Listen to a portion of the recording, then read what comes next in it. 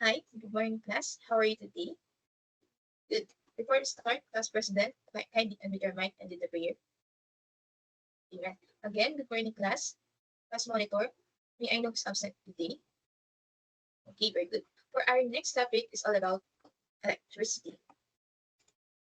Learning objectives. At the end of the lesson, students will able to define the electricity, explain the difference between static electricity and current electricity, differentiate series and parallel circuit, recognize the importance of electricity in daily life and the impact of energy conservation, construct simple circuits using conductors and insulators with electrical components and tools. But before that, but before that, before we proceed to the electricity, kindly give a brief review about our topic last time. Yes, right. Okay, very good. Can someone read what is electricity? Yes, really. Okay, thank you. So when we say electricity, it's the interaction of electric charges. So electricity is the movement of electric charge typically through a conductor such as wire. Now, this flow of charge can power devices like computers and appliances na nagko-convert ng electrical energy into other forms like heat or motion. And now, let's define electric charge. Someone can read the slide.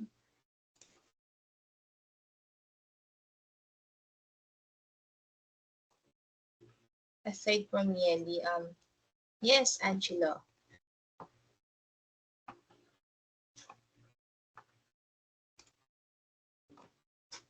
Stop, stop, stop.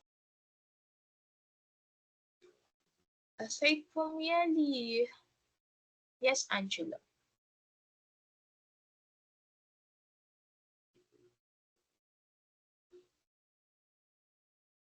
Thank you. So when I say electric charge is a basic property of particles that cause them to experience a force when near the electric. This force makes charged particles interact in ways we can observe. Now, let's proceed to the electric charges. Naintindihan ba yung electric charges? Yung meaning niya, property siya ng particles na nagka-cause ng experience from force when near the electric. Okay, now let's proceed to the law of electric charges. Law of electric charges. The electric force is the attraction or repulsion between charged objects. And according to Coulomb's law, the size of charges and distance between them are both key factors in determining the strength of the electric force between the charged objects. So, electric charge comes in two main types. The positive, this one, the positive and the negative charges. Positive charges are associated with protons, which are subatomic particles residing in the nucleus of an atom. So, yung mga protons na to, nasa loob siya ng nucleus ng isang atom. So, they are represented by the symbol positive. On the other hand, negative charges are linked to electrons which orbit the atomic nucleus and are denoted by the symbol of negative. So, yung mga charges na negative na to, umiikot sila sa orbit ng nucleus, labas. Pag positive, protons, sa loob sila ng nucleus ng isang atom. Pag negative, orbit, nasa labas sila ng nucleus. So, sa Sa dalawang to, sa positive and negative, there is a distinction. Charges na nagpe-play ng vital role in comprehending the behavior of electrical charge objects. So opposite charges such as positive and negative attract each other. This one, nakikita niyo sa ilalim, opposite charges to. Dahil positive to, then negative to. They both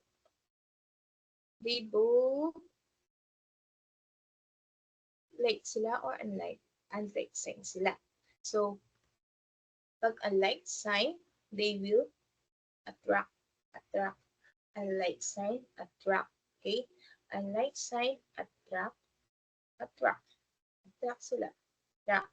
So, while like charges such as positive, negative, they will repel each other. Repel each other. Unlike sign, positive, negative, they will attract. Like charges, unlike charges attract. Like charges repel. Okay? Naintindihan ba? Pag sinabing unlike charges, ano nangyayari doon? They will attract each other. Pag sinabi namang like charges, they will repel each other. So, this principle is the foundation of various concepts. It is important to understand the interaction of charges, particles. So, naintindihan ba, class? Any question about the law of electric charges? Okay. Now, we're done in the characteristic of electricity and the law of electric charges. Now, let's proceed in the static electricity. So, what is static electricity?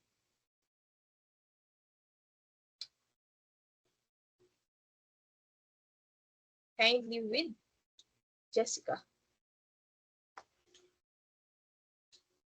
Okay, thank you, Jessica. So, when we say static electricity, is a type of electricity that occurs when there is imbalance between positive and negative charges within a material. So, which are negative charge particles move from one material to another, causing one material to become more positively charged and the other become more negatively charged. This imbalance can cause static cling, sparks, or shocks. So when you say static electricity, in simple terms, it is the imbalance between the positive and negative charges in the materials or within the materials. Do you understand it, class? Any question about static or sa meaning ng static? Now, let's talk about the electric current. Now, let's define first the current before define the electric current and step. So, what is current? Who wants to read? Yes, Dominic. Okay, thank you. Okay, class. If we understand what is current, it is the amount of electric charge that flows past a specific point in a circuit per unit. So, ano yung unit ng current? Ampere or simply A. Do you understand, class? There is any questions? Okay, let's proceed. When you say electric current, it is a continuous flow of electric charge. So, this occurs when electric charge, typically electrons, move fastly from move fastly through the conductors such as wire. So the movement of this charge is driven by difference in electric potential, often provided by a power source like a battery, generator, like that. This continuous flow of charges allow for the transfer of energy powering electrical devices and circuit. Is that clear, class? When we say electric current, when we say electric current, uh, continuously flow of electric charge. So there is two types of electric current. First one is the direct, and the second one is alternating current. So let's focus first in the direct current. Direct current, a type of electric current where the charges flow in one direction only. Batteries are an example of direct current source. So it means charges flow consistently in one direction only. Pag one direction siya, pag one direction lang siya nag-flow, it calls direct current. So, in a direct current, electrons or charged particles move steadily and continuously through a conductor in a single direction. So, most common example for direct current is batteries because direct current source they produce steady flow of electrons from the negative terminal to the positive terminal. Direct current is essential for many electronic devices and systems where a consistent and unidirectional flow of electricity is required. So when we say direct current, mayroon siyang one direction only. Okay. Next one is the alternating current. Can you read, Nika? Thank you. It means a type of electric current that alternates in direction from the word itself, alternating. So following first in one direction and then reversing to flow in the opposite direction repeatedly. So this reversal occurs at specific frequency, typically 5 or 60 cycles, I think, per seconds, or hence hertz, depending on the region. The alternating current is a type of electrical power supplied by the companies to homes and businesses. It, it is favored for long distance transmission because it can be easily converted to different voltage using transformers and suitable for powering wide range of devices and machinery. So again, when we say alternating current, it is a alternate direction flowing first one direction and then reverse. Is that clear? Any questions about electric current? Okay. Okay. Let's proceed to the conductors and insulators. So conductors and insulators, when you say conductor, materials that allow an electric current to flow through them easily. So, pag conductors, ina-allow niya yung electric na nag-flow sa kanya. So, example ng conductors, yun, metals such as copper, aluminum, silver, and gold. Graphite, human body can conduct small amounts of electric current. So, aside from the example of conductors that given in the slide, can you give me an example of conductors? Yes, Yeli. Yes, very good.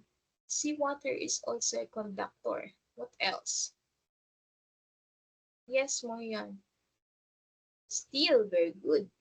What else? Yes, Joy. Iron, very good. All of your answer is correct. Now, let's move for the insulators.